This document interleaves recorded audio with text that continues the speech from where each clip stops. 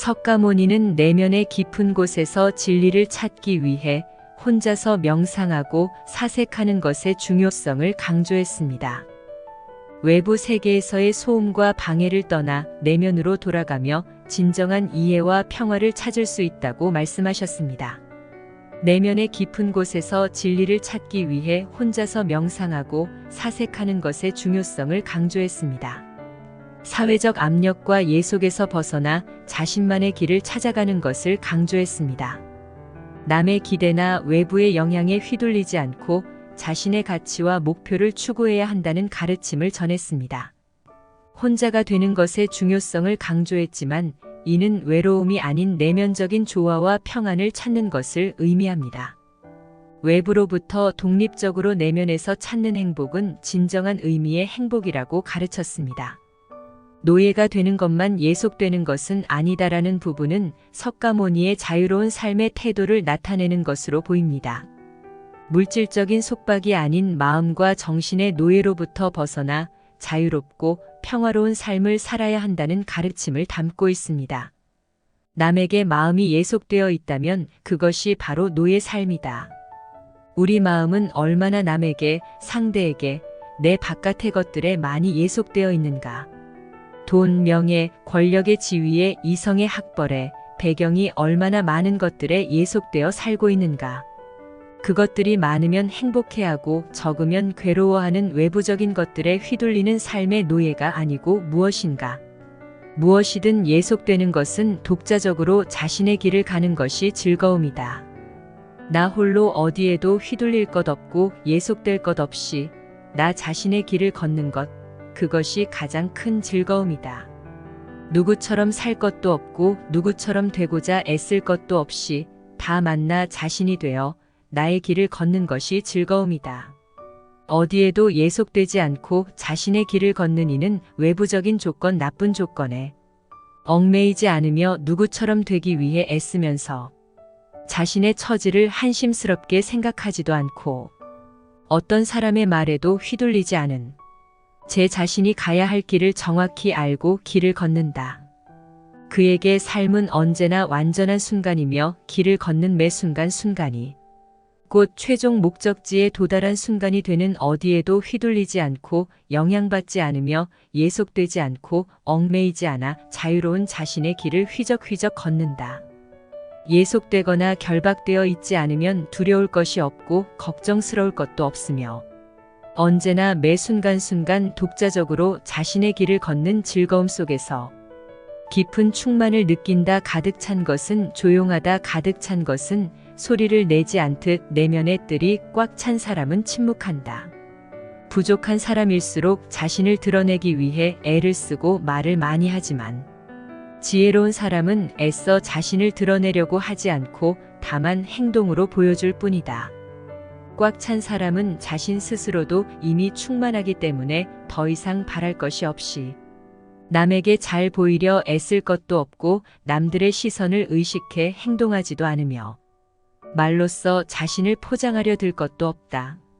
말이 많다는 것은 그만큼 자신을 드러내고자 애쓴다는 것이고 그것은 그대로 자신의 못난 속내를 비출 뿐이다. 오죽 자신이 없으면 말로써 자신을 드러내려 애쓰는가.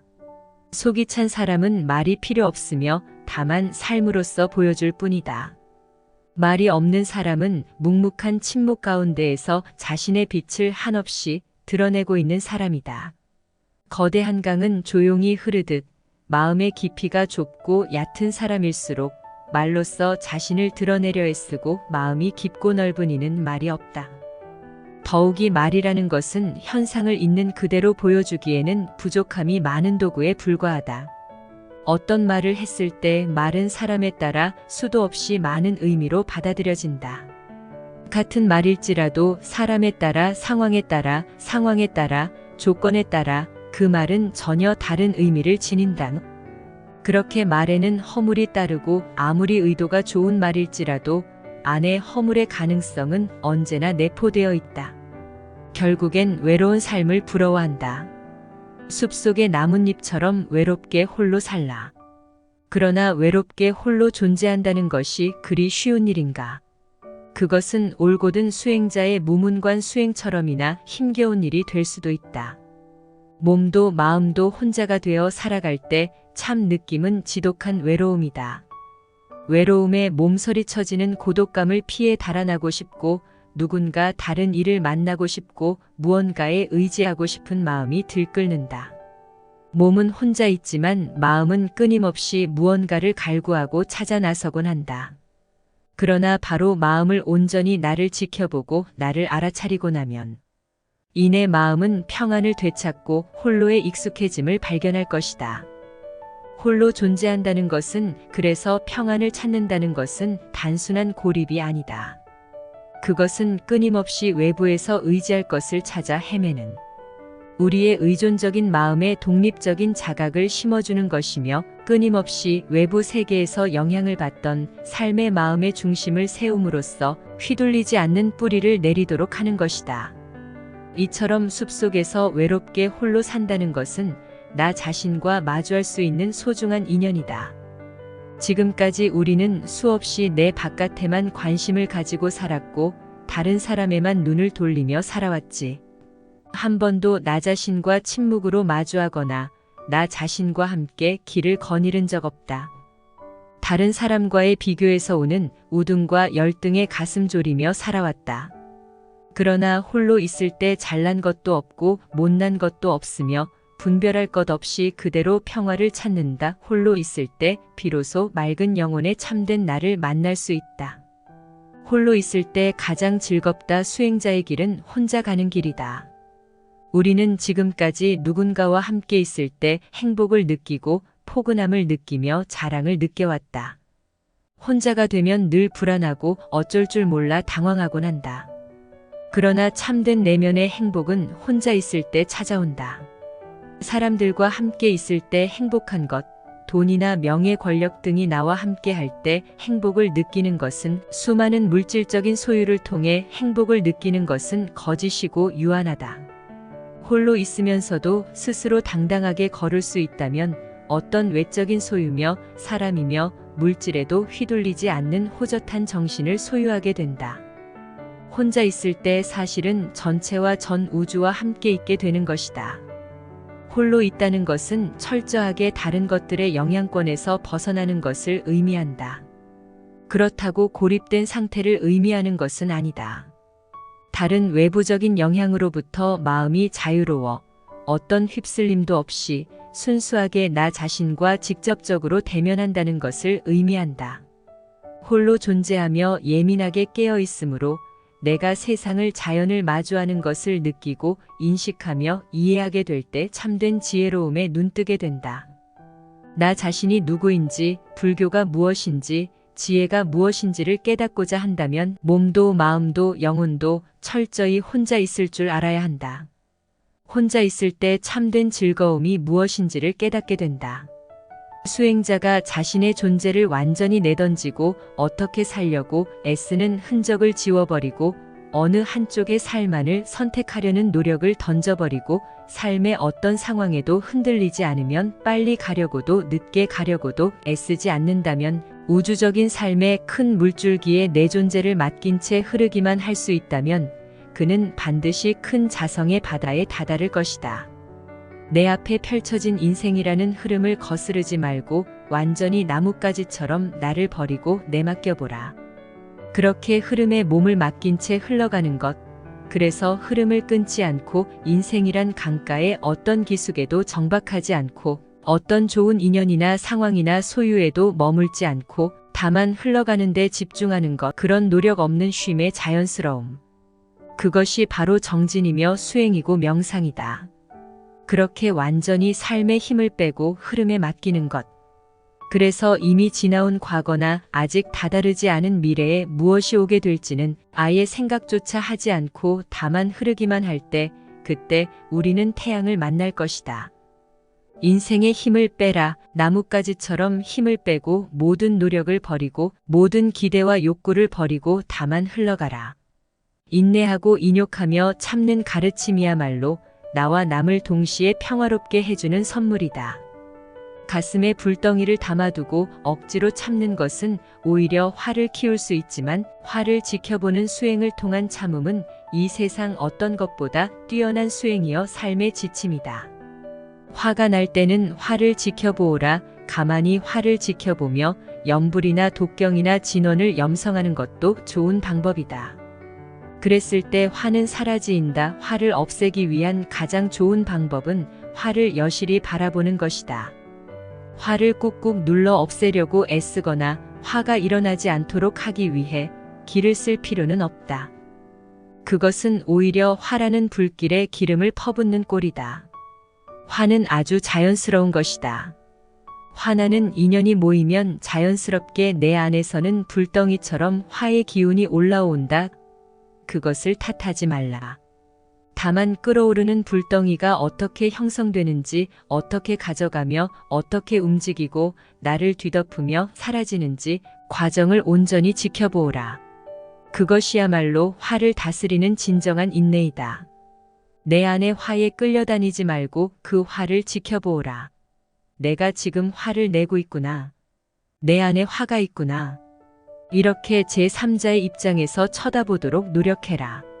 내 안의 화와 노여움을 잘 다스리면 내 안에 평화가 깃들고 상대방에 대한 원망과 노여움도 잘 다스리면 상대방에게 평화가 깃들 화는 자기 자신을 불태우고 나아가 상대방을 불태운다.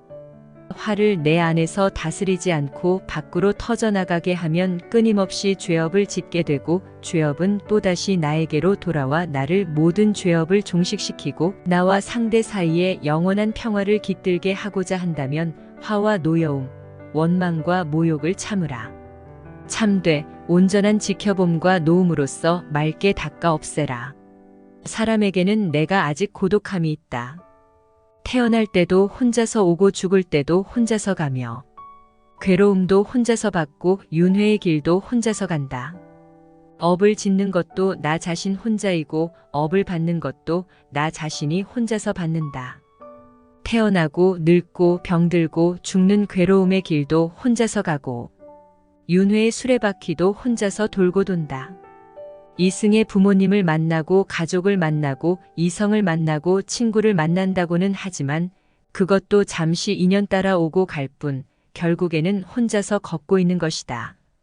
누구나 이 생에 올 때 혼자 왔고 혼자 살아가며 갈 때도 혼자 갈 수밖에 없는 것이다. 혼자임을 받아들여라. 거기에서 벗어나려고 애쓰지 말라. 혼자서 독립적인 자기 삶을 살 수 있어야 한다. 자기답게 자기 자신의 삶을 그려나가는 것이야말로 나에게 주어진 내 삶의 몫을 온전히 해나가는 수행자의 길이다. 혼자서 우뚝 설 수 있을 때 비로소 참된 평화를 얻는다. 남들과 함께 있음으로써 행복을 찾고자 한다면 그것은 항상 하지 않으며 늘 불안하다. 심지어 돈과 명예와 권력과 온갖 소유물과 함께 있는 것에서 행복을 찾고자 한다면 또한 영원하지 않으며 공허하다. 만나면 반드시 헤어지는 그것이 세상사 인연이니 혼자서 고독한 길을 당당하게 걸을 수 있어야 한다. 인연 따라 잠시 온 것을 내 사람 내 사랑으로 집착하려 하는 데서 괴로움은 시작되는 것이다. 사랑하는 사람도 갖지 말고 미워하는 사람도 갖지 말고 다만 홀로 가야 할 길을 걸으라.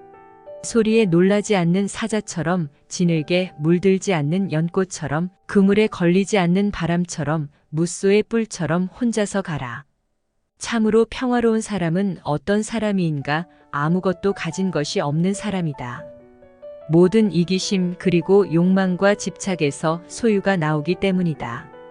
내적으로 완전한 평화를 얻은 사람은 나다 하는 아상이 없고 내 것이다 하는 아집이 없이 세상 모든 것을 어느 하나 내 것으로 붙잡지 않기 때문에 모든 것을 모조리 내 것으로 쓸 수 있는 사람이다. 완전한 무소유는 완전한 소유를 가져온다. 완전한 무소유는 완전한 소유를 가져온다. 그러니 가진 것 없어도 무소유를 걱정하지 않는다. 또한 평화로운 사람은 어떤 것에도 머물러 집착하는 바가 없다. 이 세상이 고정된 것이 아닌 까닭이다. 집착할 만한 대상이 있다면 집착하겠지만 이 세상 어느 곳을 찾아도 집착할 만한 고정된 실체는 없기 때문이다. 머물러 집착하지 않으면 사랑하거나 미워하지도 않는다. 어느 한쪽에 치우쳐 집착하지 않으니 사랑과 미움도 모두 꿈이 곧 신기루인 것을 안다. 슬픔도 고정된 슬픔이 아니고 가난도 고정된 가난이 아니다. 슬픔도 가난도 모두 인연 따라 잠시 오고 가는 것일 뿐 꿈결처럼 바람처럼 우리 삶을 스쳐 지날 뿐이라는 것을 안다. 마치 연꽃에 진흙이 물들지 않는 것. 슬픔도 가난도 소유도 사랑도 미움도 평화로운 사람을 물들이지 못한다. 평화로운 사람은 나 없음의 도리를 안다. 모든 내적 평화를 깨는 일의 원인은 나에 있음을. 분명히 본 내가 없으니 내가 느끼는 모든 분별과 감정과 고통과 슬픔이 모두 누구의 것이겠는가. 그것은 다만 주인 없이 인연 따라오고 갈 뿐임을 안다. 선정을 얻는 8가지 방법, 8가지 착한 행위를 통해 청정한 산정을 이룬다. 8가지란 무엇일까? 첫째, 늘 조용한 곳에 살면서 고요히 사유합니다. 둘째, 여러 사람과 함께 모여서 이야기하지 않습니다. 셋째, 바깥 대상에 탐심을 내지 않습니다. 넷째, 몸이거나 마음이거나 온갖 화려한 것을 버립니다. 다섯째, 음식에 대해 욕심이 적음이다. 여섯째, 집착하는 곳이 없습니다. 일곱째, 말과 글자의 수식을 즐기지 않음이다. 여덟째, 다른 사람을 가르쳐 깨달음의 경지를 얻게 합니다. 선정이란 곧 깨달음의 본성이다. 고요한 선정을 이루기 위해서는 조용한 곳에 거처하며 고요히 사유하고 지켜보는 것이 으뜸이다. 숲속의 조용한 거처는 바깥으로 헐떡이는 마음을 쉬게 해주는 좋은 도반과도 같다. 또한 조용한 거처에서는 많은 사람들과 모여 이야기를 즐기지 않을 수 있다. 도반이란 함께 불도를 수행하는 법으로서 도로서 사귄 친구라는 뜻이다. 말이 많아지고 사람들과의 관계가 복잡해질수록 마음은 함께 번거로워지며 그렇게 홀로 조용한 곳에서 내면을 주시하면 온갖 외부로 치닫던 모든 욕심과 탕심이 휴식을 맞는다. 바깥 대상에 대한 탐심이 쉬어지면 저절로 만족과 자족이 피어난다. 또한 몸과 마음에서 화려하고 많고 큰 것을 추구하던 모든 것들이 사라지면서 삶이 소박하고 단솔하며 단순해진다. 몸과 마음이 청빈과 가난과 자족이 들면 저절로 모든 욕심이 줄어들고 먹는 음식에 대한 욕심도 사라진다. 곧 몸을 규정짓고 몸은 이어 마음을 규정짓기 때문에 음식이 맑아지면 몸도 맑아지고 따라서 마음도 청정해진다.